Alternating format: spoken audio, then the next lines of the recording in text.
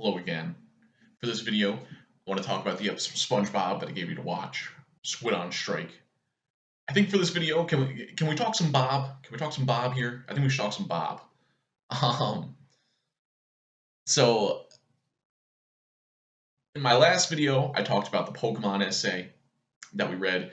That was, us looking at someone else doing literary analysis and, trying to see how it's done and learning some lessons from it. The whole idea of, once again, it being an argument about a message the text is sending, right? I think we saw that with that essay. So what I was hoping for with this, by watching this episode of SpongeBob and giving you the questions that I did for your discussion board, was, I wanted us to do some of our own literary analysis now. Now that, we've seen someone else do it, now we should try our own hand at it. So that's kind of the questions that I asked you about the episode. I think we're, kind of leading you basically to do some of your own literary analysis and kind of find your own argument about it. So when we talk about making an argument about a message the text is sending, we always need like a topic first. So for the Pokemon essay, it was like animal rights or animal cruelty. That was a topic, and we said, well, what is the show saying about this topic? For the SpongeBob episode, I think it's going on strike is the topic. And then we have to ask the question, well, what is the episode trying to say about going on strike? And I think maybe the easiest way to think about this is like, so going on strike, that's what the whole episode is about. Does it show us that going on strike is like a good thing that works and we should do? Or does it show us that going on strike is a bad thing that doesn't work that we shouldn't do? So there's evidence on both sides here. There's definitely evidence that could lead us to either argument. And like I've been talking about for literary analysis, for writing this kind of essay, it's all about how convincing our evidence is. Which side is more convincing. So let's just go through some of it.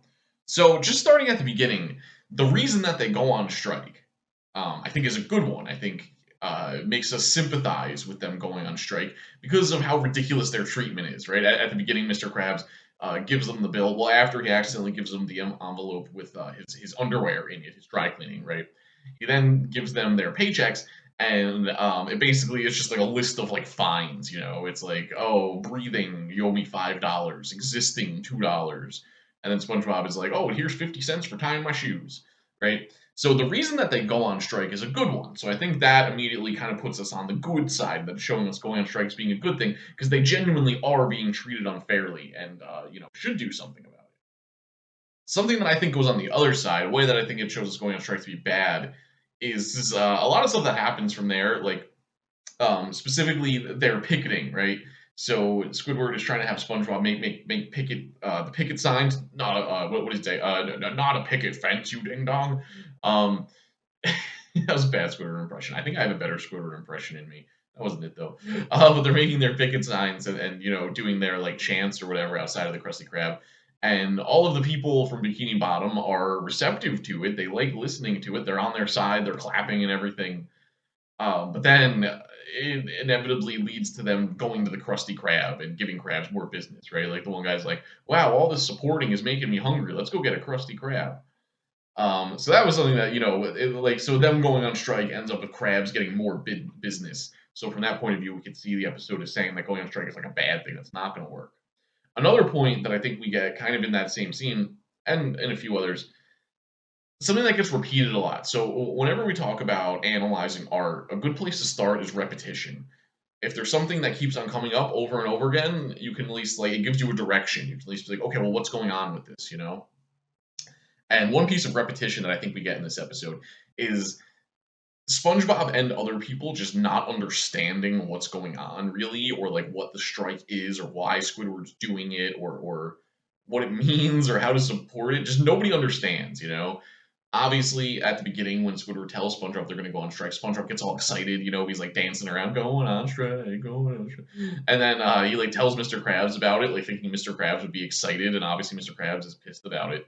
And then he's crying after that because he doesn't realize that they were going to not work, that going on strike wasn't not working. So yeah, SpongeBob just does not understand at all really anything that's happening.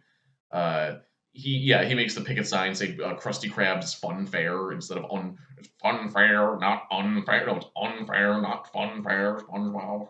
That was a little better. I think that was a little better, Squidward. Unfair.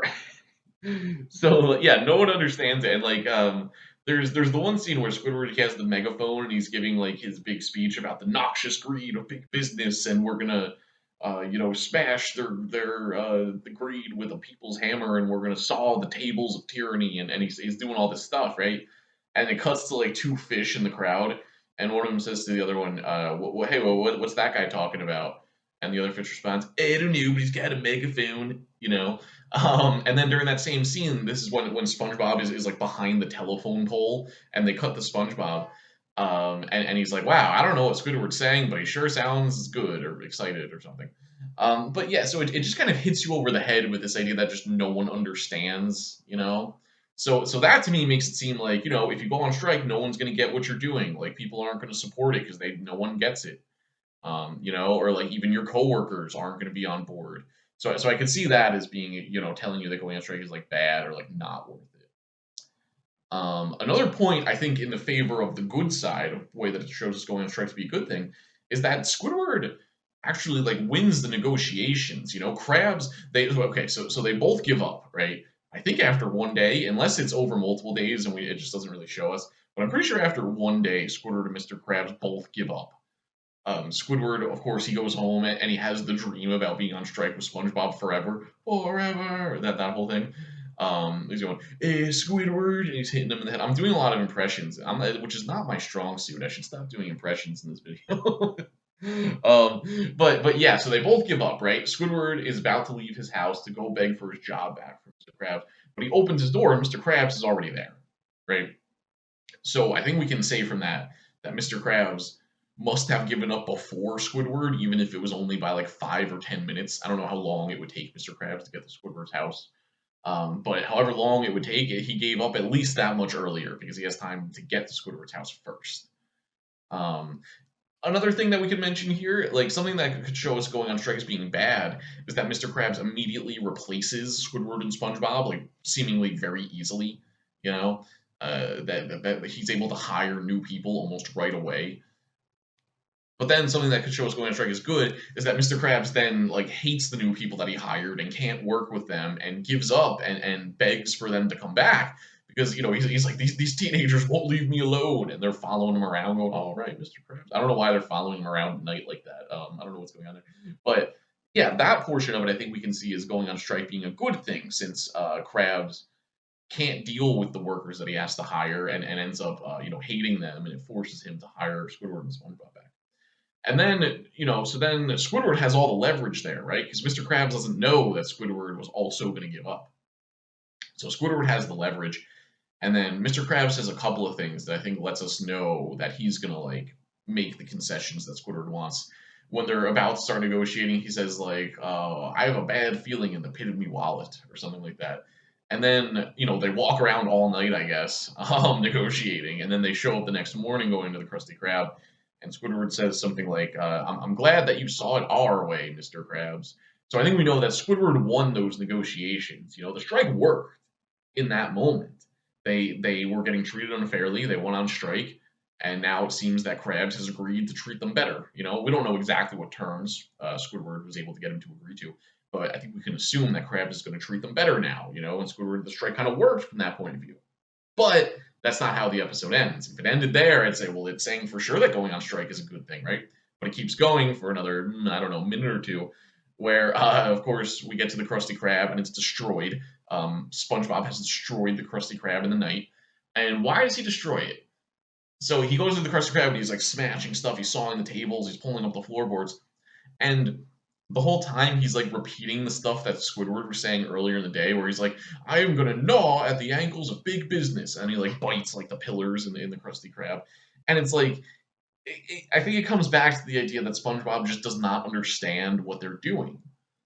He takes all the things literally. Squidward's speaking metaphorically when he says saw the tables of tyranny. He's not actually talking about sawing tables. He's speaking in a metaphor, But SpongeBob just does not get any of that. So he goes and destroys the Krusty Krab. And then we get the ending that we actually do get, which, if you guys remember, the very ending there, what happens, Mr. Krab says, you two are going to be working for me to pay this off forever. And then we get the cutscene, one eternity later.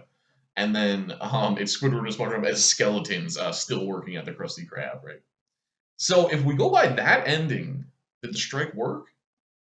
I don't know. It kind of seems like they're actually worse off than they were before, you know? At the beginning, they were getting fined for stuff, but I think they were at least getting paid something. I don't know. I actually had a student kind of argue with me about this, where a student was saying um, that at the beginning, not only were they getting paid nothing, but they were actually paying Mr. Krabs to work. And now at the end, they're just not getting paid at all, but they're also not paying Mr. Krabs, so it's actually better. I don't know if that's right. I don't know if I believe that. I'd have to go back and watch it even a few more times. I've seen this episode so many times. I don't know if I totally agree with that, but I thought it was an interesting point. But yeah, at the beginning they're getting fined or whatever, but at the end it's now you have to work to pay off for rebuilding the Krusty Krab, I guess. And then their skeletons still doing it. So from the ending there, I think we would have to say it shows us going on strike as a bad thing, you know, because ultimately, just like throughout the plot of the episode, at the end of it, the strike has not worked. It kind of backfired, really. But I just wanted you guys to see how there's kind of evidence on both sides here. You could say that it shows us going on strike is good because Squidward wins the negotiation, Krabs gives up, you know, all of those things. Or you could say it shows us going on strike is bad because no one understands what they're doing because SpongeBob destroys the Krusty Krab because of the way that it ends, all of that stuff. So if we were going to come up with a thesis, if we were going to come up with an argument for, well, okay, well, what is the message about going on strike here? I could see a way where we kind of are more nuanced and sort of incorporate both of these things. Like, I don't know, maybe what the episode's saying about going on strike is like that it's a good thing, but you have to do it a certain way. You know, maybe we could see the episode as criticizing the way that Squidward does it, since like he doesn't really take the time to explain the SpongeBob, like what's, or I don't know, maybe it's not possible. Maybe SpongeBob's too much of an idiot or something. But I don't know. Maybe we could say that it shows you going on strike is good and that it can work, but like you have to, I don't know, take the time to educate people or take the time to make sure that you're on the same page as your coworkers and your supporters. That like, you know, if people are trying to support the strike, that they know not to go to the Krusty Krab immediately after, or that like SpongeBob knows that you don't actually want to destroy the restaurant completely, or something like that. So I could see a way where we try to incorporate both sides, like the good side and the bad side, where we say, yeah, it says going on strike is good, but that you have to actually educate people and and have like real organization and maybe have like an actual union or something. Obviously, in real life, you'd have more than just two people. You know, they like the Krusty Krab in real life would have to have, I don't know, 10 or 15 people working there, or maybe more, maybe 20 or something. I don't know, but um, you know, so I think maybe we could have some kind of argument like that, and something like that could be the thesis for a literary analysis essay, because it's looking at the message that the show is sending about going on strike. The message that it sends is that going on strike is a good thing, but you've got to actually organize and actually educate people and something like that. Or you could just say, you know, the episode shows that going on strike is a bad thing because ultimately it doesn't work for them and no one understands what's happening. And it's telling you that if you go on strike, like you're going to fail and it's going to be worse than before. You could make either of those arguments. It's all about the evidence that you have to back it up. And all of the thesis for a literary analysis essay is always going to be debatable because it's not a math problem. There's not one ultimate answer. So we're always going to have to try to be arguing and convincing and that kind of stuff. But yeah, so I hope that you guys see what I'm talking about here. And this is literary analysis. Look at like making an argument about what this episode of SpongeBob says about going on strike. That's doing literary analysis. That's making an argument about a message that it's sent. Okay, so again, let's keep all of this in the back of our mind as we move towards reading our short story, Independence Day by Safiata, and then making our own arguments about the messages that we see in that story. So all of this is just kind of practice for us as we move on towards our next essay, which we'll be doing more so next week. All right, that's it for now. I will see you later.